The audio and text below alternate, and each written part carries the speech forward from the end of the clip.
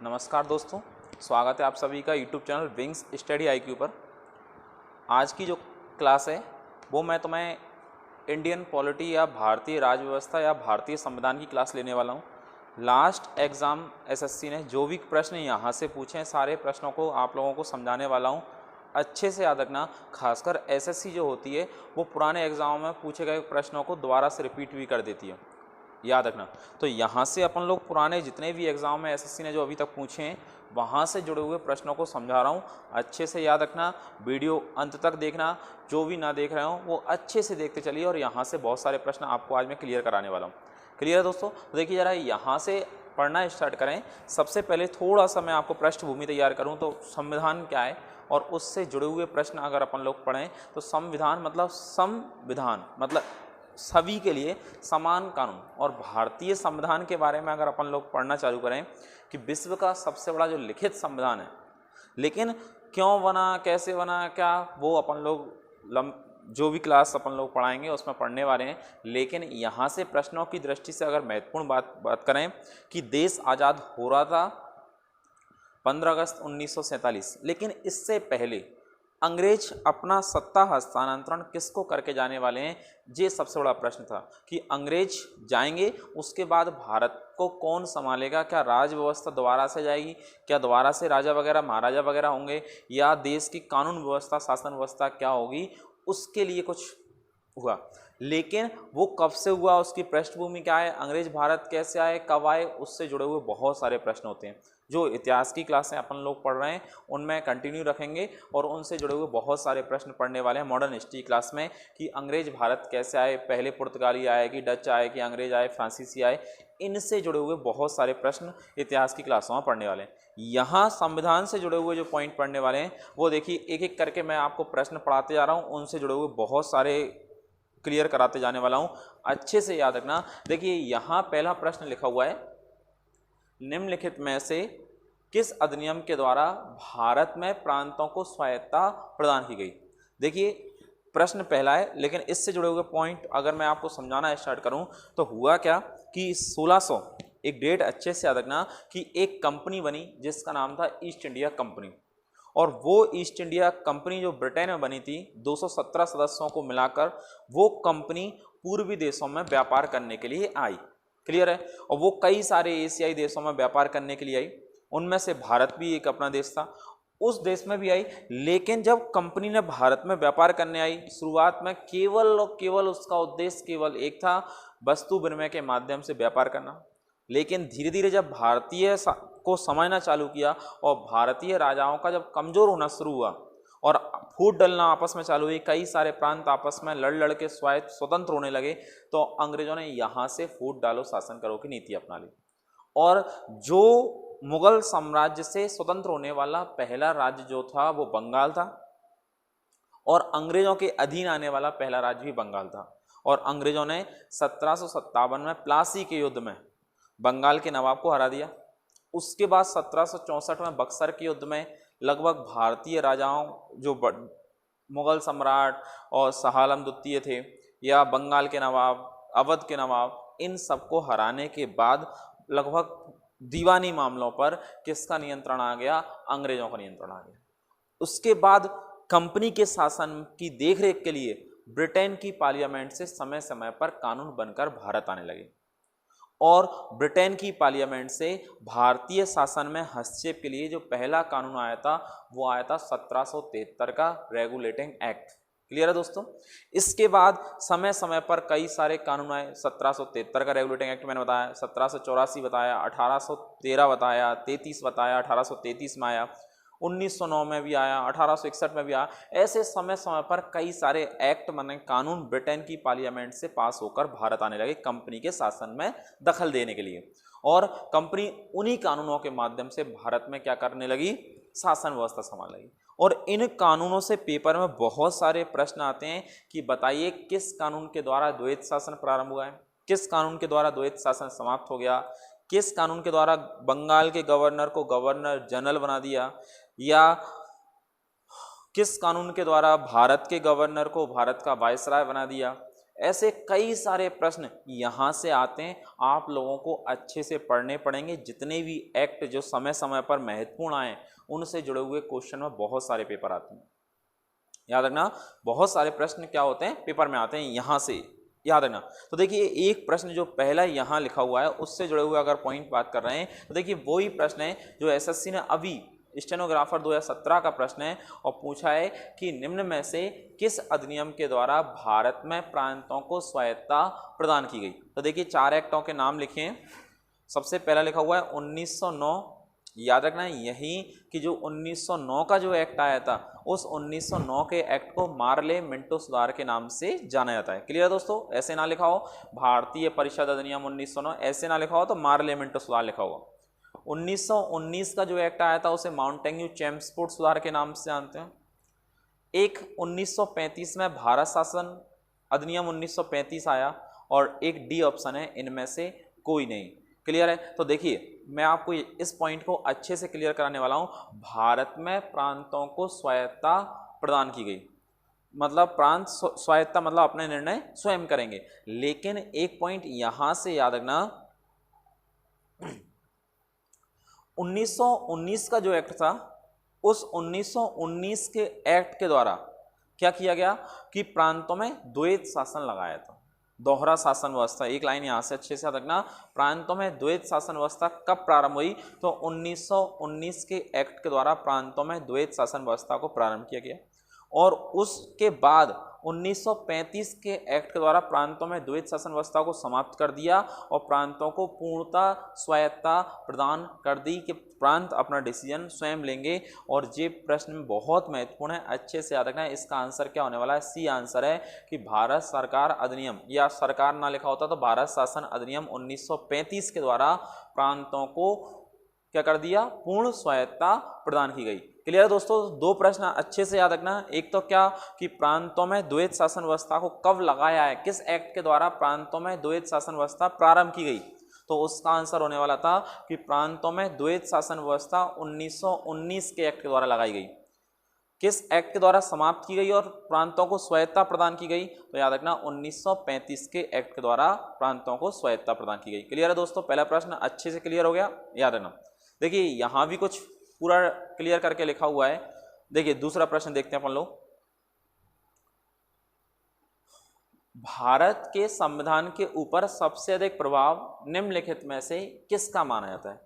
देखिए जब यहां से पढ़ना स्टार्ट करें कि अपने यहाँ समय के हिसाब से अगर मैं आपको पढ़ाना स्टार्ट करूं तो सबसे पहले अगर जैसे ऐतिहासिक क्लासें जो आप लोग देख रहे हो उनमें मैंने तुम्हें जैन धर्म, बौद्ध धर्म तक पढ़ा दिया, सिंधु घाटी सभ्यता पढ़ा दिया, वैदिक काल पढ़ा दिया। लेकिन उसके बाद जब टाइम पीरियड अपन लोग पढ़ना स्टार्ट करेंगे तो भारत में 7वीं सदी से लेकर 12वीं सदी का जो समय होगा उसको मैं आपको अच्छे से पढ़ाने वाला हूँ, राजपूत काल के नाम से जानते हैं। फिर उसके बाद 12वीं शताब्दी से लेकर 15वीं शताब्दी के बीच का जो टाइम पीरियड होगा उस टाइम पीरियड को दिल्ली सल्तनत के नाम से जाना जाता है। क्लियर है दोस्तों, दिल्ली सल्तनत। और उसके बाद 1500 के बाद 1526 के बाद पूरा का पूरा 1857 तक का समय मुगल काल के नाम से जाना जाता है। लेकिन इस मुगल काल के बीच में ही जब प्रारंभिक मुगल काल और अंतिम मुगल काल के बाद जब औरंगजेब का समय खत्म हुआ उसके बाद अंग्रेजों का भारत पर नियंत्रण ज़्यादा होना चालू हो गया।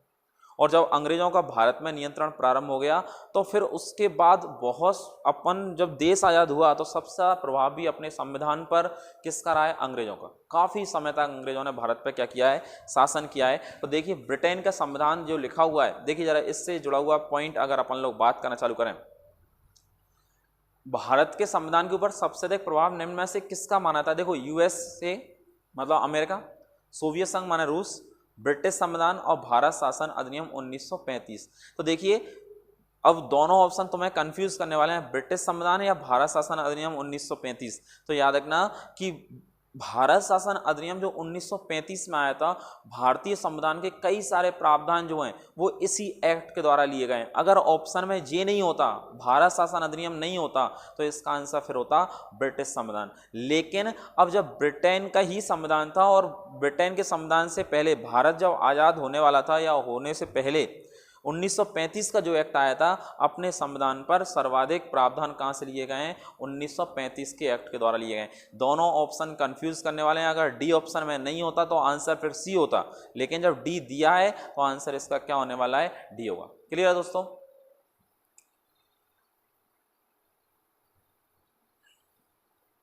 देखिए यहाँ लिखा भी है कि भारत का वर्तमान संवैधानिक ढांचा बहुत कुछ भारत सरकार अधिनियम 1935 पर आधारित है। भारत के संविधान के लगभग 2/3 जो आर्टिकल्स, अनुच्छेद वगैरह हैं वो 1935 के अधिनियम से ही लिया गए। अतः कहा जा सकता है कि इसका भारत के संविधान पर सर्वाधिक प्रभाव रहा है। क्लियर है? देखिए अगला प्रश्न लिखा हुआ है तीसरा, शासन की एकात्मक पद्धति का लाभ क्या है? एसएससी का क्वेश्चन है 2008 का कि एकात्मक पद्धति द्वैत, अब देखिए, अधिक अनुकूलनशीलता, दृढ़ राज्य, जनता द्वारा अधिक सहभागिता, सत्तावाद की कम संभावना। तो देखिए एकात्मक पद्धति, और यहां से अपन लोग बात करें कि एकात्मक पद्धति क्या होती है, उससे जुड़े हुए अगर अपन लोग बात करें,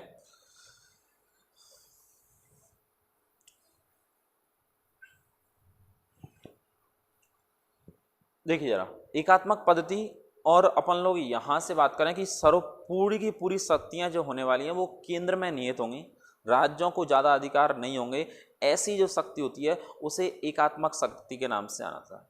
क्लियर है? और जब एकात्मक शक्ति होगी तो पूरा का पूरा जो देश है, राज्य का सेंस यहाँ देश के सेंस में ही जा रहा है, और वो एक पूरी शक्तियां केंद्र के हाथ में नियत होने वाली हैं, प्रांतों को इतनी शक्तियां नहीं होने वाली। तो वो लिखा हुआ है शासन की एकात्मक पद्धति में केंद्र ही सर्वोपरि होता है, जो कि राज्य का मतलब यहाँ मध्य प्रदेश राज्य नहीं, राज्य का मतलब राष्ट्र को मजबूती प्रदान करता है।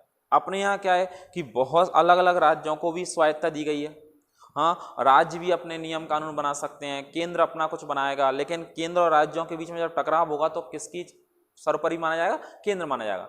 लेकिन कई सारे देश ऐसे हैं जहां राज्यों को स्वायत्त कुछ नहीं, अब सर्वशक्तिमान कौन माना जाएगा? केंद्र माना जाएगा। तो अपना देश जो है ना तो एकात्मक शक्ति है, ना यहाँ प्रांतों को स्वायत्त है, बल्कि दोनों से मिलकर बना हुआ है। तो ये यहाँ थोड़ा सा याद रखना, एकात्मक पद्धति का लाभ क्या होगा? दृढ़ राज्य। देखिए अगला प्रश्न, निम्नलिखित में से किस देश का अलिखित संविधान है? संविधान लिखित भी हो सकता है और अलिखित भी हो सकता है, लेकिन भारत का संविधान एक कैसा है? विश्व का सबसे बड़ा लिखित संविधान है। क्लियर है? तो देखिए, लेकिन ब्रिटेन का जो संविधान है वो कैसा संविधान है? पूरा का पूरा कुछ अलिखित संविधान। तो देखिए यूके, स्टेनो का पेपर में नहीं, सेक्शन ऑफिसर का है। तो देखिए यूके माने ब्रिटेन का संविधान अलिखित है तथा यहाँ संसदीय परंपराओं के आधार पर शासन होता है। यूएसए माने अमेरिका, पाकिस्तान और भारत के संविधान कैसे हैं? लिखित संविधान। अगला प्रश्न देखिए, प्रश्न पढ़िए, जिस संविधान सभा द्वारा भारत के संविधान का अधिनियमन किया गया उसके सदस्य कौन थे? राजनीतिक दलों द्वारा चुने हुए व्यक्ति, विभिन्न प्रांतों के विधानसभाओं द्वारा निर्वाचित व्यक्ति, लोगों द्वारा सीधे निर्वाचित व्यक्ति और गवर्नर द्वारा चुना हुआ व्यक्ति। तो देखिए जरा, जब संविधान सभा जो बनी थी, याद रखना कैबिनेट मिशन के आधार पर जो संविधान सभा का गठन किया गया, उस संविधान सभा के सदस्यों को किसने चुना था? प्रश्न समझ में आ रहा है ना? याद रखना, प्रश्न कहना चाह रहा है कि बताइए संविधान सभा के जो सदस्य थे उन सदस्यों को किसने चुना था? तो प्रश्न है राजनीतिक दलों द्वारा। ऐसा नहीं था कि बीजेपी ने अपना, बीजेपी तो थी नहीं उस टाइम पे, कांग्रेस पार्टी या कोई सी पार्टी, मुस्लिम लीग पार्टी या कोई सी पार्टी ने अपने अपने सदस्य चुन के भेज दिए, ऐसा नहीं था। बल्कि जनता द्वारा भी चुने हुए नहीं थे, गवर्नर जनरल द्वारा चुने हुए नहीं, बल्कि आंसर याद रखना, विभिन्न प्रांत जो उस टाइम पे अलग अलग राज्य जो थे, उन राज्यों की विधानसभाओं के जो सदस्य थे उन सदस्यों ने संविधान सभा के सदस्यों को चुना था। आंसर अच्छे से याद रखना। याद रखना, यही संविधान सभा जो बनी थी किस एक्ट के आधार पर बनी थी? कैबिनेट मिशन 1946, जो भारत कब आया? 24 मार्च 1946 को आया। सदस्य स्टैफोर्ड क्रिप्स, एवी अलेक्जेंडर और पैथिंग लॉरेंस, ये 3 सदस्यीय आयोग जो था उस आयोग का नाम था कैबिनेट मिशन 1946, जो 24 मार्च 1946 को आया था।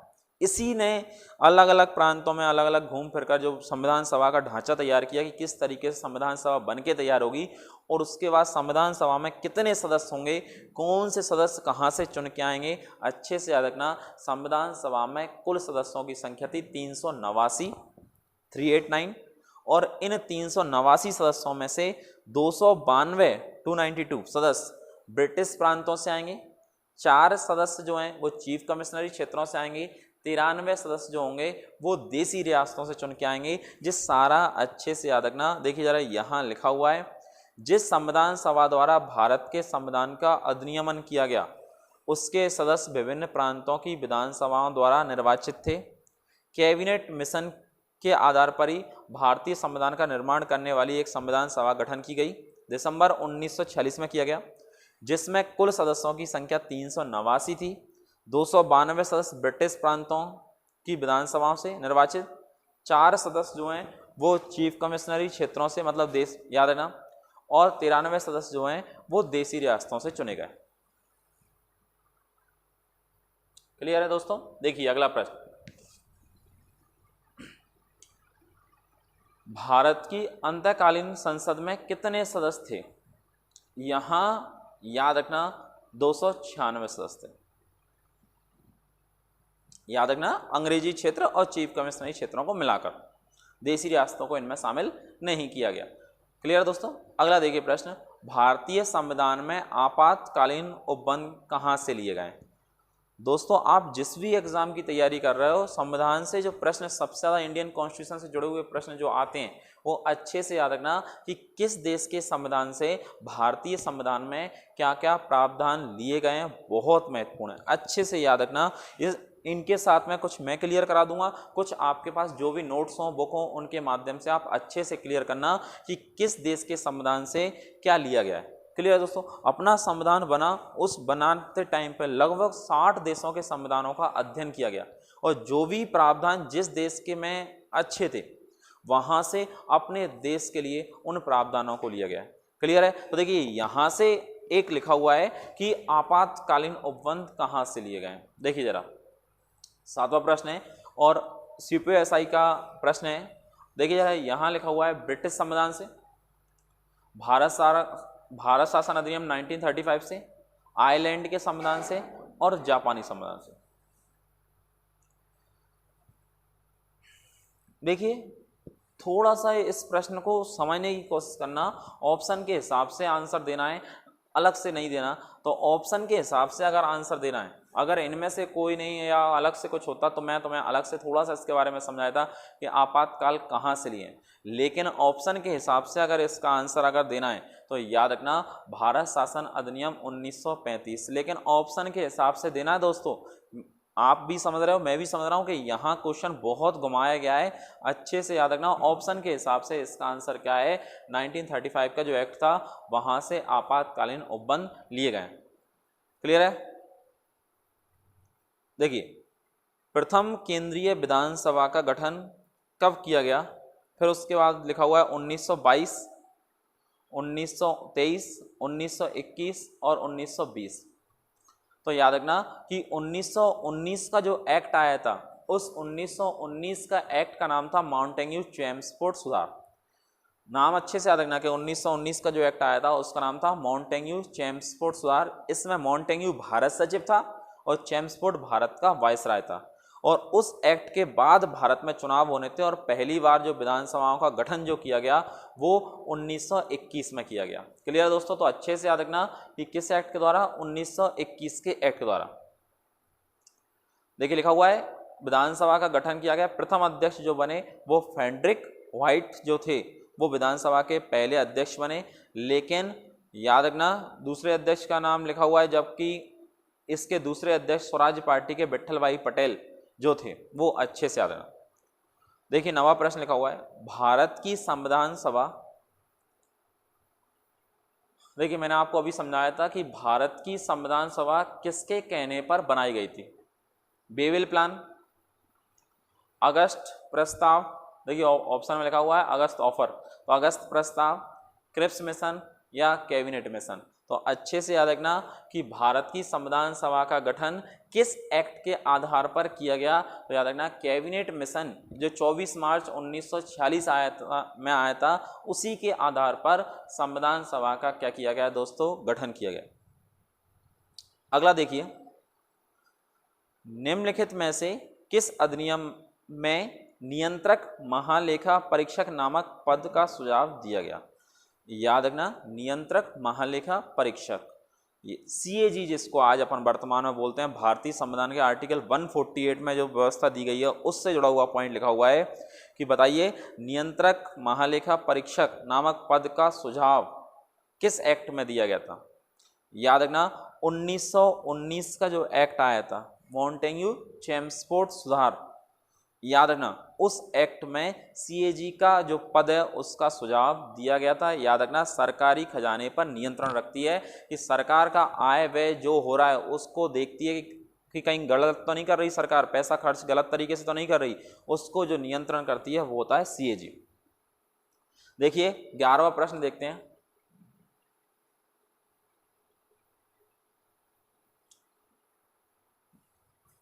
भारत की संविधान सभा के अध्यक्ष कौन थे। देखिए यहां से अच्छे से याद रखना कि संविधान सभा का जो अलग अलग प्रांतों में जब चुनाव हुए और उन चुनाव के आधार पर 389 सदस्य जो चुन के आए, 292 ब्रिटिश प्रांत वगैरह से मिलाकर जो 389 सदस्य चुन के आए, उसके बाद संविधान सभा की बैठक हुई। 3 बैठक बहुत महत्वपूर्ण है, 9 दिसंबर 1946, 11 दिसंबर 1946 और 13 दिसंबर 1946। क्लियर दोस्तों। पहली बैठक की जो अध्यक्षता की थी वो व्यक्ति का नाम था सच्चिदानंद सिन्हा।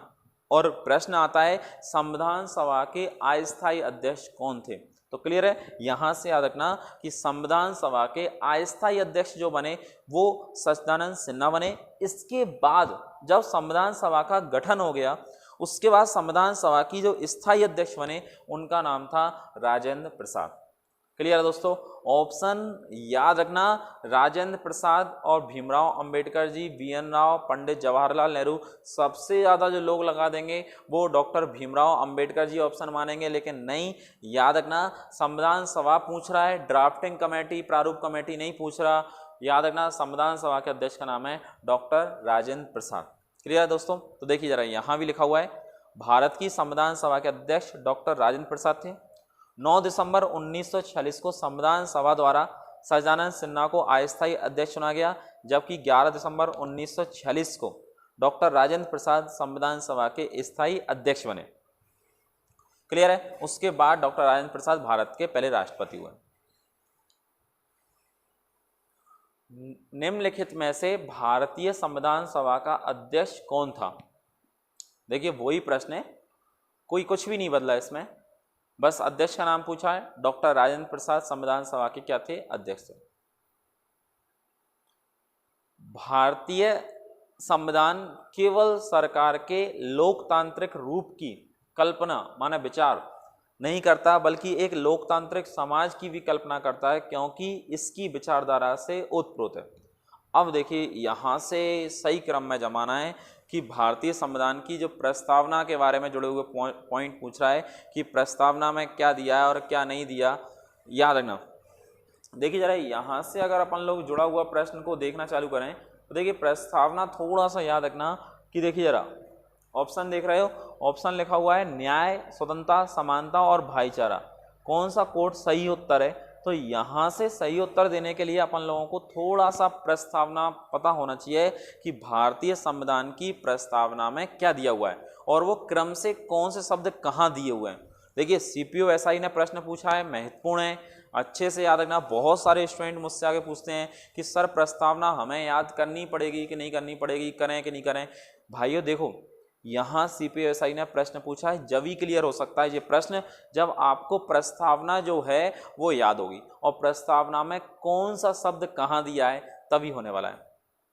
जैसे प्रस्तावना में हम भारत के लोग भारत को संपूर्ण प्रभुत्व संपन्न, समाजवादी, पंथ निरपेक्ष, लोकतंत्रात्मक गणराज्य बनाने के लिए तथा उसके समस्त नागरिकों को सामाजिक, आर्थिक, राजनीतिक न्याय, याद रखना। तो सामाजिक, आर्थिक, राजनीतिक न्याय, विचार, अभिव्यक्ति, विश्वास, धर्म और उपासना, प्रतिष्ठा और अवसर में समानता, ऐसी जो प्रस्तावना दी हुई है उसके आधार पर अगर अपन लोग बात करें तो इसका जो आंसर है वो क्रम से सारे सही हैं कि पहले न्याय की बात की गई है, फिर स्वतंत्रता की बात की गई है, समानता की बात की गई है, भाईचारे की बात की गई है। तो लिखा हुआ भारतीय संविधान की प्रस्तावना में केवल सरकार के लोकतांत्रिक रूप की ही कल्पना नहीं करता बल्कि लोकतांत्रिक समाज की भी कल्पना करती है, क्योंकि यहाँ न्याय, स्वतंत्रता, समानता और बंधुता ये चारों ही दिए हैं। ऑप्शन में 1 और 2 या पहला हो जाए ऐसा नहीं, बल्कि चारों ऑप्शन सही हैं। तो याद रखना इसका आंसर क्या है, डी है।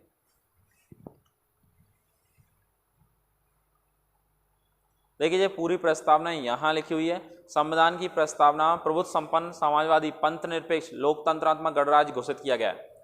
मूल संविधान की प्रस्तावना में समाजवादी, पंथ निरपेक्ष और अखंड, ये अच्छे से याद रखना।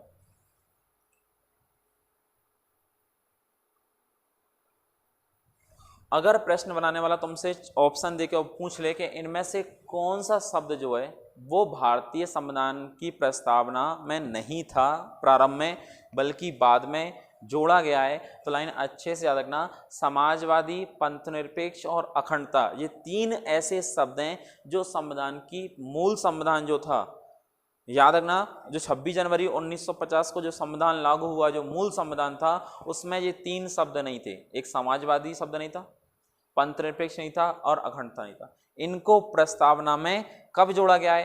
42वां संविधान संशोधन 1976 के द्वारा इन शब्दों को जोड़ा गया है। अच्छे से याद रखना। अब देखिए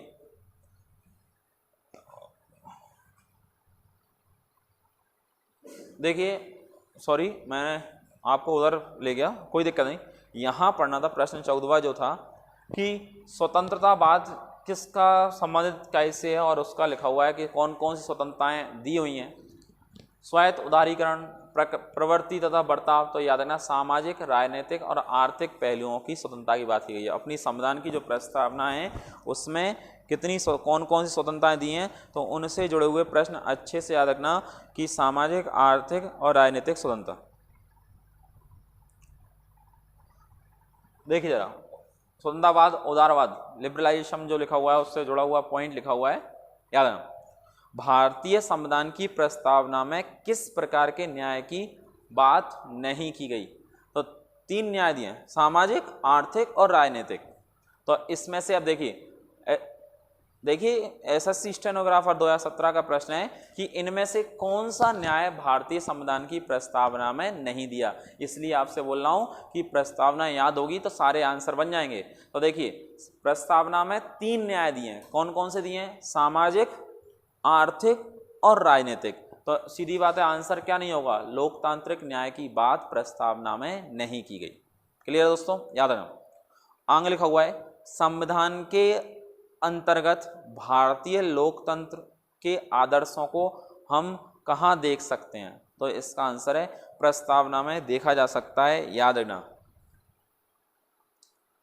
भारतीय संविधान के अंतर्गत भारतीय लोकतंत्र के आदर्शों की झलक हम संविधान की प्रस्तावना में मिलती है। प्रस्तावना के माध्यम से भारतीय संविधान का सार, अपेक्षाएं, उद्देश्य, उसका लक्ष्य तथा दर्शन उसी में प्रस्तावना में मिलता है देखने को।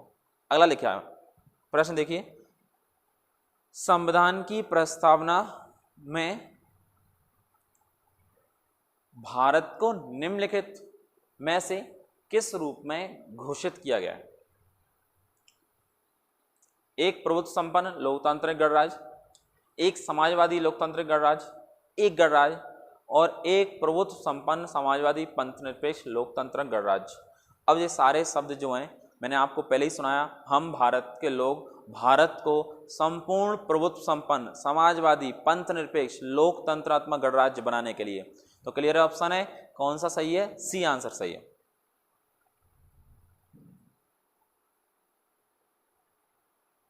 देखिए संविधान की प्रस्तावना में भारत को कहा गया है, क्या कहा गया भैया?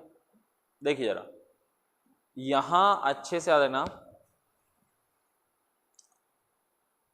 पूर्ण स्वतंत्र है तो वो लिखा हुआ है सर्वसत्ताधारी, याद रखना, पूर्ण अपने डिसीजन हम स्वयं लेंगे, समाजवादी, धर्मनिरपेक्ष और लोकतंत्रात्मक गणराज्य। याद रखना ऑप्शन क्या सही है, डी सही है। फिर देखिए अगला प्रश्न है 19वां, संविधान बनाते समय निम्नलिखित में से कौन सा आदर्श प्रस्ताव में शामिल नहीं था। देखिए बहुत दोबारा से घूम के आ गया प्रश्न है। देखिए सीधी बात है कि हमारे संविधान की प्रस्तावना में कौन से शब्द नहीं थे, बस क्या बोल रहा है वो, शामिल नहीं किया गया था, मतलब मूल संविधान की जो प्रस्तावना थी उसमें शामिल नहीं थे। तो समाजवादी, पंथ निरपेक्ष और अखंडता तीनों शब्दों को क्या किया गया है, बाद में जोड़ा गया है। उसके अलावा स्वतंत्रता, समानता और न्याय हमारे संविधान में, मूल संविधान की प्रस्तावना जो थी उसमें थे, समाजवादी नहीं था। तो तीन आंसर अच्छे से याद रखना, समाजवादी, पंथ निरपेक्ष और अखंडता। अगला देखिए, लोकप्रिय प्रभुसत्ता क्या है। हमारा देश राजतंत्र नहीं है, लोकतंत्र है। और लोकतंत्र के बारे में अगर अपन लोग बात कर रहे हैं तो जनता के द्वारा चुनी हुई सरकार, जनता के द्वारा जो चुनी हुई शासन व्यवस्था है वो अपने देश में है।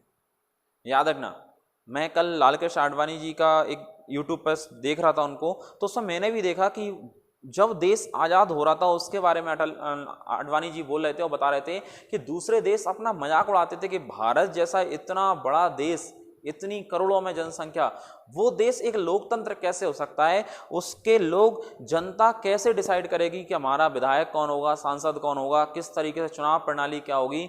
डायरेक्ट जनता के द्वारा चुनाव होते हैं। बहुत बड़ी बात है कि जितने बड़े बड़े देश जो हैं वहाँ शासन चुनने के लिए बहुत दिक्कतें आती हैं, कहीं अलग अलग तरीके से इलेक्ट्रेशन चुनाव होते हैं, लेकिन भारत एक लोकतंत्र देश है। जनता अपने मत का प्रयोग करती है, हम स्वयं वोट डालकर डिसाइड करते हैं हमारा प्रतिनिधि कौन होगा। अपन ने चुना है गांव में सरपंच कौन होगा, अपन ने चुना है कि अपने मोहल्ले का वार्ड मेंबर कौन होगा, अपन ने चुना है कि नगर पालिका में अध्यक्ष कौन होगा, महापौर कौन होगा, प्रधानमंत्री कौन होगा, राष्ट्रपति कौन होगा, सांसद कौन होगा, विधायक कौन होगा। ये जनता स्वयं अपने वोट के आधार पर डिसाइड करती है। अपना देश एक लोकतंत्र देश है। क्लियर दोस्तों? तो अच्छे से याद रखना, जनता के प्रतिनिधि का प्रभुत्व मतलब जनता ही इनडायरेक्ट। आप लोगों ने अब्राहम लिंकन की परिभाषा सुनी होगी, लोकतंत्र की परिभाषा, कि जनता के लिए, जनता के द्वारा, जनता का शासन। क्लियर दोस्तों? याद रखना। देखो ऐसा भी लिखा हुआ है, लोकप्रिय प्रभुत्व मतलब लोकतंत्र प्रभुसत्ता का अर्थ एक ऐसी शासन पद्धति है जिसमें जनता अपने प्रतिनिधियों के माध्यम से शासन करती है। सीधी बात है, शासन कौन कर रहा है? मैं कर रहा हूं, अपन कर रहे हैं, आप लोग कर रहे हो। कैसे कर रहे हो? अपन ने ही तो वोट दिया है। आज जो भी अगर अपना प्रतिनिधि खराब है या अच्छा है, उसके लिए जिम्मेदार कौन है? जनता जिम्मेदार है। क्यों? क्योंकि वोट भी किसने दिया है? आप लोगों ने और हम लोगों ने वोट दिया है। क्लियर है दोस्तों? याद है ना? देखिए अगला प्रश्न, भारत पूर्ण संप्रभु लोकतांत्रिक गणराज्य कब बना? अब देखिए इस प्रश्न को थोड़ा सा समझने की कोशिश करना। 26 जनवरी 1949, 26 नवंबर 1930, 26 नवंबर 1951 और 26 नवंबर 1949। तो देखिए जरा इस प्रश्न को थोड़ा सा समझना कि संविधान जो है वो बन के तैयार कब हो गया था? 26 नवंबर 1949 को जो है संविधान बन के तैयार हो गया था। उसमें से बहुत सारे प्रावधान जो थे वो 26 नवंबर 1949 को ही लागू कर दिए, लेकिन पूर्ण संविधान जो है वो 26 जनवरी 1950 को क्या किया दोस्तों? लागू किया है। क्लियर है? याद है ना? 26 नवंबर 1949, याद है ना? भारतीय संविधान पूर्णतः किस तिथि को लागू हुआ? अभी आपको बताया 26 जनवरी 1950 को, याद रखना, पूर्ण संविधान क्या हो गया? लागू हो गया। भारतीय संविधान की प्रस्तावना में अभी तक कितनी बार संशोधन किया गया है? तो याद रखना, संविधान में तो कई बार संशोधन हो गया, लेकिन भारतीय संविधान की प्रस्तावना में केवल एक बार संशोधन हुआ है दोस्तों। कब? 42वां संविधान संशोधन 1976 के द्वारा, सरदार स्वर्ण सिंह समिति की सिफारिश पर। याद रखना 3 शब्द जोड़े गए थे, कौन कौन से? समाजवादी, पंथ निरपेक्ष और अखंडता। देखिए समाजवादी, पंथनिरपेक्ष और अखंडता। 42वां संविधान संशोधन 1976। भारतीय संविधान की प्रस्तावना में निम्नलिखित में से किस अभिव्यक्ति का प्रयोग नहीं किया गया? देखिए, देख रहे हो ना, ये प्रश्न कितनी बार घूम के आ रहा है, मतलब 3 शब्द से कम कितनी बार प्रश्न पूछे गए हैं। सीधी बात, एक ही प्रश्न पूछ रहा है, कौन सा शब्द प्रस्तावना में नहीं था। अब आप लोग प्रश्न का आंसर देखिए जरा क्या है। तो ये तो हो गया। अगला प्रश्न देखिए यहाँ पे, भारतीय संविधान की प्रस्तावना निम्नलिखित में से किस अभिव्यक्ति का प्रयोग नहीं किया गया, मतलब कौन सा शब्द प्रस्तावना में नहीं है। अब आप बोलोगे सर समाजवादी, धर्मनिरपेक्ष, अरे भैया जोड़ दिए ना, अब कौन सा नहीं है? तो ये सर्वसत्ताधारी लोकतांत्रिक गणराज्य है, क्योंकि संविधान की प्रस्तावना ही ऐसे स्टार्ट होती है कि हम भारत के लोग भारत को संपूर्ण प्रभुत्व संपन्न लोकतंत्रात्मक गणराज्य बनाने के लिए, मतलब ये प्रश्न में है। समाजवादी जोड़ दिया, धर्मनिरपेक्ष भी जोड़ दिया, लेकिन संघीय जो शब्द है ना वो नहीं है। वो अपने आर्टिकल पढ़ाऊंगा एक में, अपन लोग पढ़ेंगे उसको डिटेल में।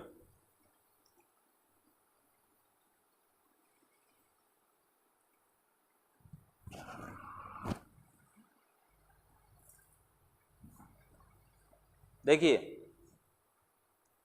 हमारे संविधान की प्रस्तावना में उल्लेख नहीं है। उल्लेख नहीं है, किस शब्द का उल्लेख नहीं है? न्याय, भ्रातृत्व माने भाईचारा, प्रतिष्ठा की समानता और वयस्क मताधिकार। यहां याद रखना, वयस्क मताधिकार मतलब कितने 61वां संविधान संशोधन में आपको पढ़ाऊंगा, उसके बारे में आप लोगों को बताएंगे और समझाएंगे अपन लोग पूरा का पूरा। लेकिन याद रखना, अपनी प्रस्तावना में वोट डालने से जुड़ा हुआ कुछ नहीं लिखा, ये तीनों शब्द लिखे हैं। तो संविधान की प्रस्तावना में न्याय, भ्रातृत्व और प्रतिष्ठा की समानता का उल्लेख है, परंतु वयस्क मताधिकार का उल्लेख नहीं है। संविधान के आर्टिकल 326 में वयस्क मताधिकार के आधार पर लोकसभा और राज्य विधानसभाओं के निर्वाचन होने का उल्लेख है। समझ रहे हो ना दोस्तों? याद रखना, अब 18 वर्ष से अधिक उम्र का वो व्यक्ति जो भारत का नागरिक है और भारत की मतदाता सूची में उसका नाम है, वो व्यक्ति को वोट डालने का अधिकार है। ऐसा नहीं है कि कोई भी आके वोट डाल देगा। वोट डालने के लिए मतदाता सूची में नाम होना अनिवार्य है, जिसका नहीं है वो जुड़वा लेना।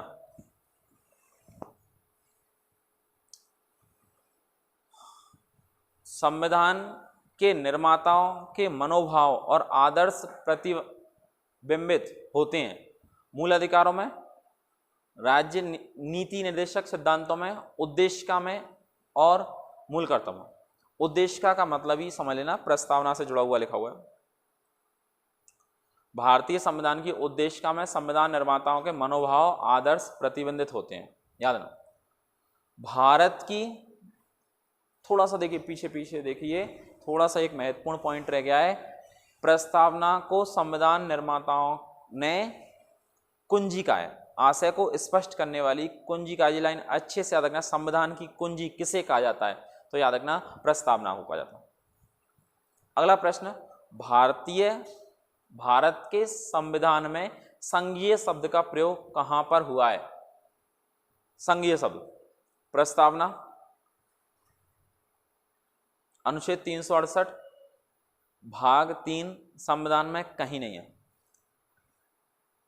याद रखना, यहां से अगर बात करें भारतीय संविधान में संघ शब्द के स्थान पर अनुच्छेद 1 में क्या लिखा है? भारत राज्यों का संघ है। मतलब संघ नहीं लिखा, केवल क्या लिखा है? भारत राज्यों का संघ है। तो अकेला संघीय शब्द बोला है तो संघीय शब्द नहीं है, बल्कि क्या लिखा हुआ है आर्टिकल 1 में? भारत अर्थात इंडिया राज्यों का संघ है। अगला प्रश्न देखिए, भारत के संविधान में भारत के किस रूप में वर्णित किया गया है? परिसंकल्प के रूप में, एकात्मक, परिसंघ या राज्यों का संघ? तो अभी अपन लोग पढ़ के आए कि भारतीय संविधान का आर्टिकल 1 क्या कहता है? भारत अर्थात इंडिया राज्यों का संघ है।